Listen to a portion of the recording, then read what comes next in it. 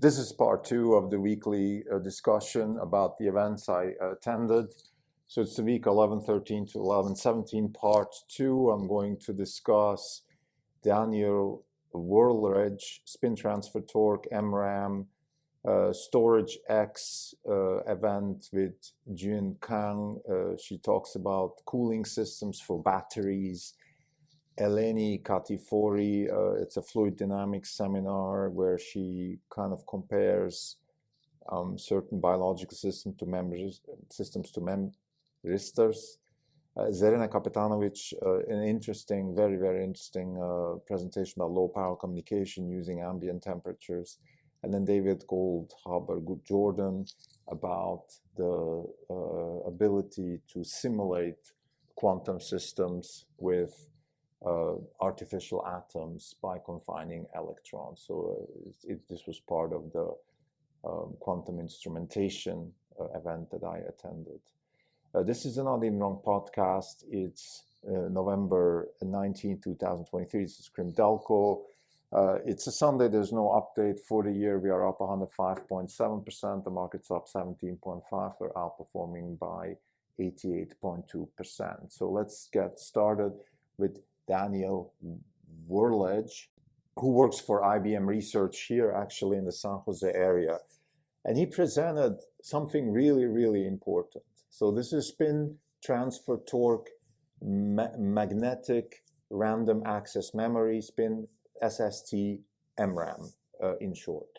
This is a novel memory technology, and the key about this technology is that we have speed and low power. So that's the performance dynamics that matter, and this is, obviously very close to home.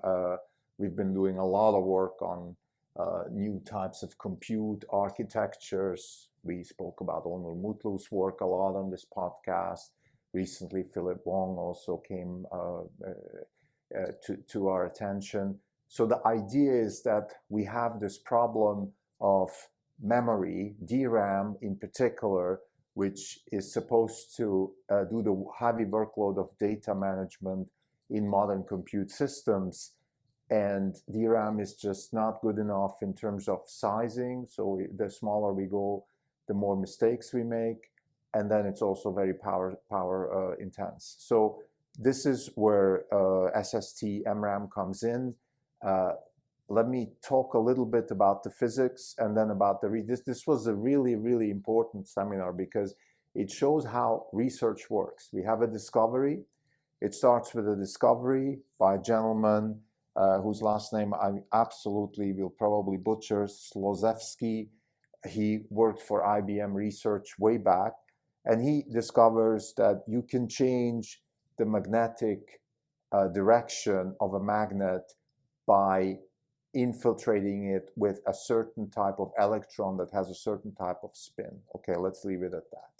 And the question is, that's why it's called spin polarized. If you can polarize the spin of the electron and you can induce a current with a polarized spin, you can then manipulate the magnets. This is the fundamental idea. Once you can manipulate the magnet, you can store information. Now, the next thing that Worledge showed is that we had to find ways to do this.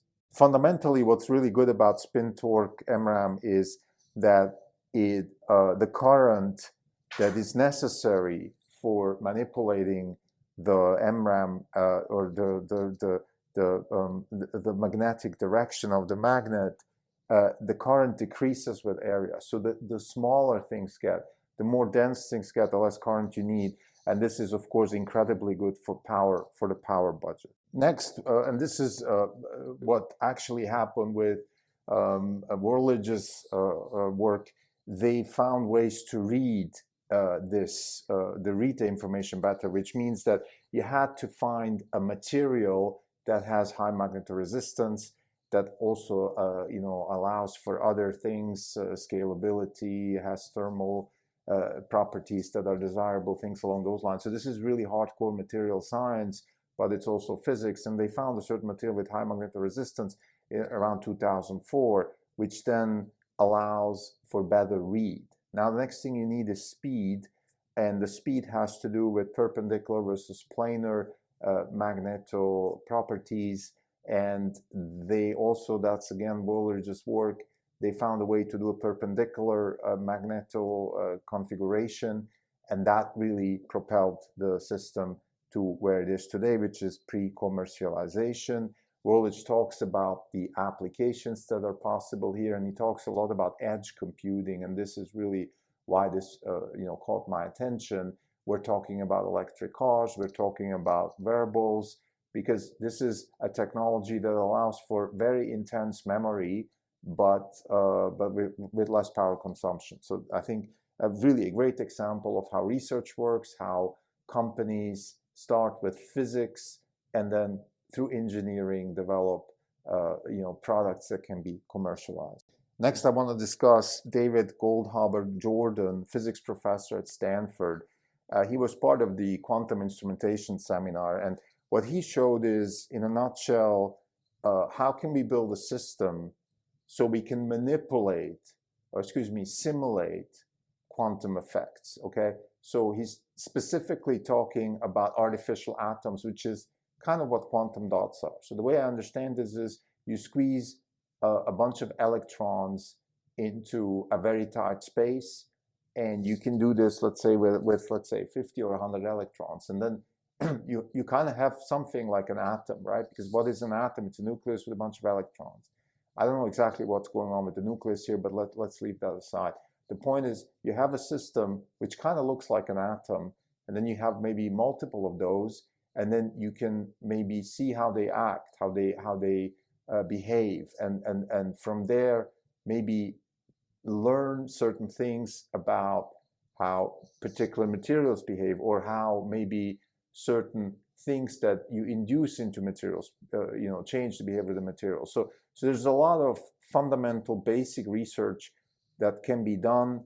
In particular, David's work is very focused on confining electrons. This reminds me of the work of Christoph Nägel, who also was talking about confining electrons. So you can see how sort of cutting-edge physics research is sort of morphing into that direction, right?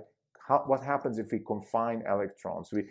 I've seen Berkeley's physics labs are incredibly focused on nanotubes and those sort of things. So 1 or 2 dimensional nanosystems are very interesting because they have different physics, right? If you put an electron in a 1-dimensional space, so if you don't let it move, in the Y or Z direction, only X direction, carbon nanotube, you get very specific physics. And the same here.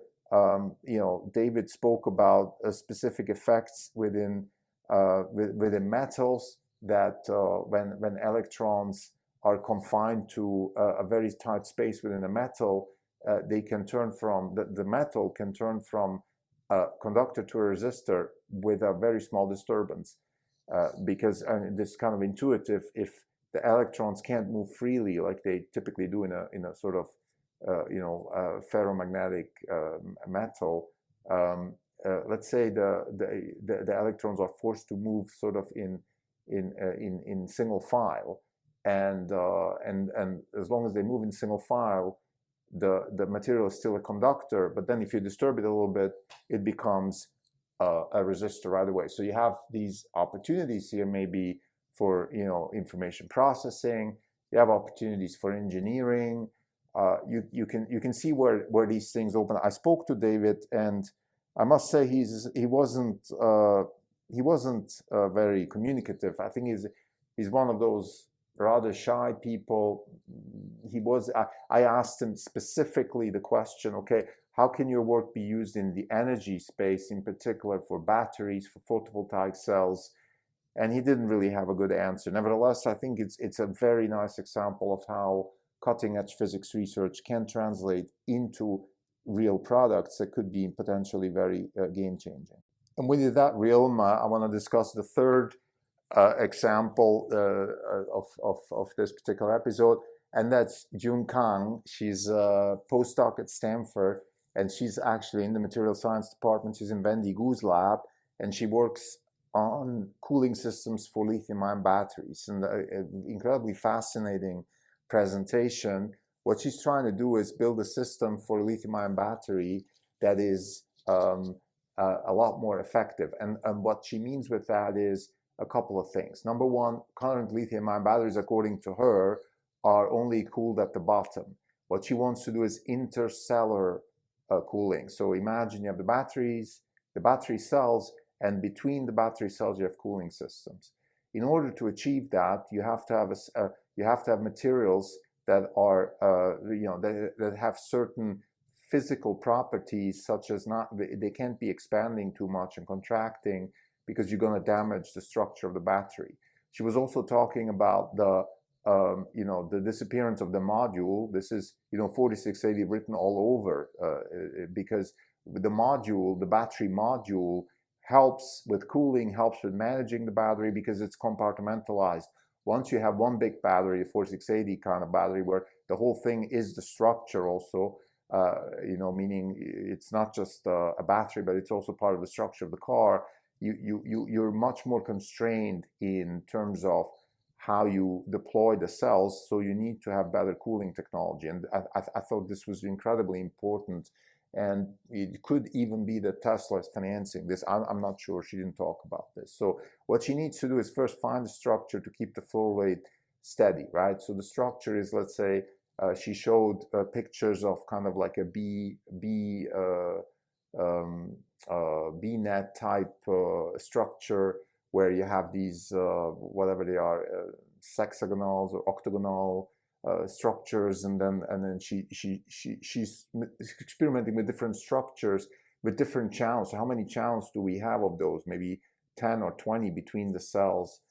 Then the fluid, okay, she has to find a fluid that has this ability to absorb the heat from the battery. She has to find a coating for the structure that connects between the structure and the battery. And then the fluid also has to be, the viscosity of the fluid has to be constant, so the fluid can move and move the heat out of the battery. So there's a lot of these typical, I think, physics, material science problems that all combine in this particular presentation. And like I said many times, I think the Tesla business, when it comes to the battery technology, is a material science problem. And I think Jiyun Kang's presentation is a very good example. If you can improve the cooling, what you're going to get is you're going to get much better mileage out of the battery, and you're going to get much faster charging. These are the two main contributions that Jiyun also, after I spoke with her, I did talk to her after the presentation. I asked her, what is the purpose of this? And she acknowledged that it's about extending the battery life, and also about faster charging. You can also have better performance, so maybe you can have more of a sporty type car and still a better battery performance if you have better cooling systems. Next, this is a pretty engineering heavy episode, and I'm very happy about this, by the way. Maybe for new listeners, just to recap, we're certainly focused on robotics, and the first episode of this week's review, part 1, was about robotics mainly. So we are, of course, incredibly focused on robotics, but our investments and our interests are definitely going wider, and I think they're probably best described as sort of electrical engineering type problems. And the next presentation I want to discuss is really, really a nice example. It's Zerina Kapetanovic. She's a Stanford electrical engineering professor, and she talks about low power communication. Now, this is not something that is maybe on our radar in terms of we're going to invest in this or anything like that. However, it's a really nice example of what engineering can do. So what Zerina is discussing here is she's building a mesh of low-powered communication devices to move data, let's say within a farm, okay, so collect data about moisture and things along those lines, and then move that data to a central server, and then analyze the data and deliver data to the farmers. Now, this is all nice and beautiful, but how do you do this at scale in an environment with low power? And also in an environment where maybe you don't have the manpower or the ability to constantly go and fuel let's say, devices, right? Imagine you have thousands of sensors spread around a massive farm somewhere in Iowa, right? You want to have a system where you can deploy, and then maybe once a year, forget that, maybe once every 5 years, you have to go check those sensors because there's many of them and they need to work. Now, how do you do that?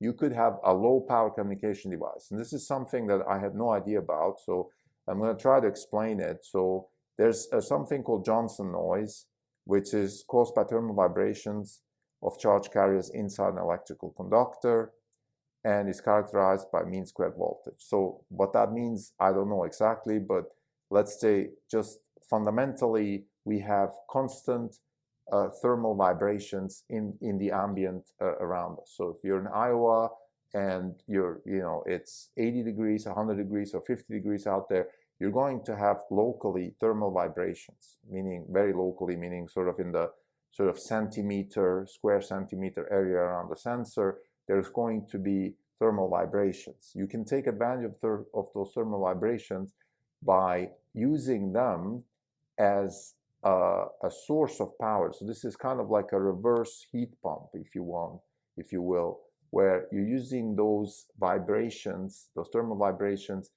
as an input, and then you have a small switch that moves that energy that you get from those vibrations into zeros and ones, and lo and behold, you have a sensor with a low power device that can send data.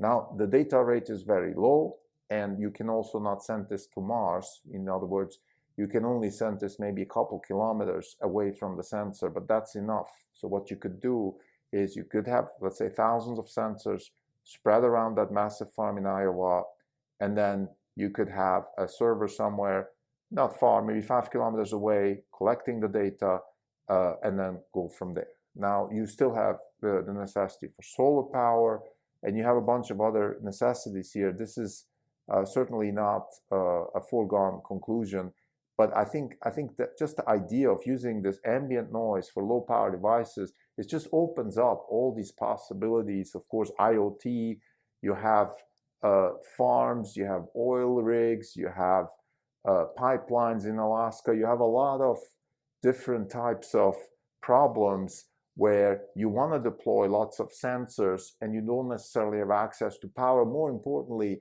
you don't have a scalable access to power. Look, you can go and replace a battery of one sensor somewhere, but you can't do this with thousands of sensors in Alaska in an oil field. And this is the idea. So I think this is beautiful work. Zerina Kapetanovic, she's a very interesting person also, I think, because she has this sort of unimposing intelligence, which means she doesn't come across as somebody who's just about to win a Nobel Prize. But the more you listen to her, the more subtle things become, and the more interesting, and the more really sort of, not revolutionary is maybe too much, but you can see that this lady is absolutely onto something. And I was very impressed by her presentation. And it's also a nice example, maybe for listeners to convey that we're not always, like, this is a sabbatical, right? We're not going out there sniffing around trying to invest money, make money, and flip and sell and this and that. This is exactly the opposite of that. We're going to this seminars, these events, with an open mind, with a curious mind, and we want to learn. That's the most important thing. And then you never know where these things come into play. You never know. This is the job of a hedge fund manager. The purpose of this podcast series is to give people a sense of what it feels like to run a hedge fund. This is what it means. You go out there, you collect knowledge, and then you see whenever it's applicable, you apply it. And this is the skill. This is the skill. Not just collecting the knowledge, not just having the persistence to do this on a consistent basis, but also to be able to deploy when it's time to deploy. Another really interesting engineering presentation, Eleni Katifori, University of Pennsylvania, fluid mechanics. So this is another good example of a presentation that is certainly not on our radar in terms of investing anything, but you can see the application. I'm going to jump here. This is about fluid mechanics. This is about how how fluid systems such as rivers or blood vessels or what's called the xylem and the phloem, which is the sort of the vessels in a plant that bring water to the leaves and bring nutrition from the leaves to the stem and things like that. So she's studying the dynamics of these types of networks. Now the application could be in soft robotics, let's be clear. So there's a clear application, soft robotics. We also have, we just spoke about the cooling system in a lithium-ion battery. So we have fluids there. We have, there's going to be another presentation actually that we attended that talks about sort of how bacteria moves within fluids. So fluid mechanics is one of those things that comes up in a lot of different applications. And I think the more sophisticated systems become, the more fluid mechanics comes into play. I am willing to make that bet. I'm relatively new to it, but I can already sense the necessity. So what Eleni talks about here is what's called NDR, negative differential resistance of systems. So what she says is the following: like you have, let's say, you have a system of river and creeks and you know, let's say a delta like the Mississippi Delta, like these, you know, when all these branches, Amazon Delta, like you have this river and then it branches out. So the stem, okay, think about the stem, the river, and then the branching out in the delta. You have a tree with the branches, and the tree, you have the vascular system of the human. You have all those kinds of things. And the question is, how do they evolve, right? The question is, how do they evolve and how do the fluids move within those systems? And what she, for example, one of the interesting observations is that with increased fluid, so increased, with increased current, the resistance decreases in these systems, okay? That's why it's called negative differential resistance. And one explanation is that when we have, let's say, in our blood vessels in the human, when the current increases, when the current increases, then the muscles around the vessel, they relax, so they kind of open up, right? There's less resistance. Why do you want that? Well, you don't want to have things popping, exploding, things like that. So this is one of the explanations, and I find it very interesting. So there's a nonlinear resistance that is driven by the actual currents. And so there's some sort of almost like an intelligence here. She talks about the system almost like a sort of a memristor, right? A memristor, memory with resistor. So a resistor that remembers, so an adaptive memory. And you know, this goes back to a presentation we had last week when we spoke about, or 2 weeks ago, when we spoke about adaptive memory, when we spoke about the ability to have systems that memorize things and then change their behavior based on new information, which is what Eleni is talking about here. So this could be applied also in even in computer architecture, right? We can learn from these biological systems and maybe design data flow systems. You know, this is you know, incredibly important actually if you think about it. So you have let's say a system of blood vessels and you have flow, right? Blood flows through it and it kind of moves through the system and creates these branches based on the current, the strength of the current and the resistor. So based on like some sort of memory at the junctions, and those junctions can be modeled as resistors, and then they are nonlinear, so they change also based on the amount of current. You could imagine a data flow system in computer architecture where you have or in a neural net where the weights or the neurons move based on the intensity of the data. So you can see that this type of work can have incredibly interesting applications, and I think we should be very curious about this stuff. Let's leave it at that. It's not necessarily something where you can maybe you know, you can't build GPT-5 with this stuff, but you can kind of start thinking about, let's say, how to architect a data flow model in computer architecture, or how to architect a robot where maybe a soft robot where the fluids inside the robot which take tactile information also can do some compute within while taking the tactile information and maybe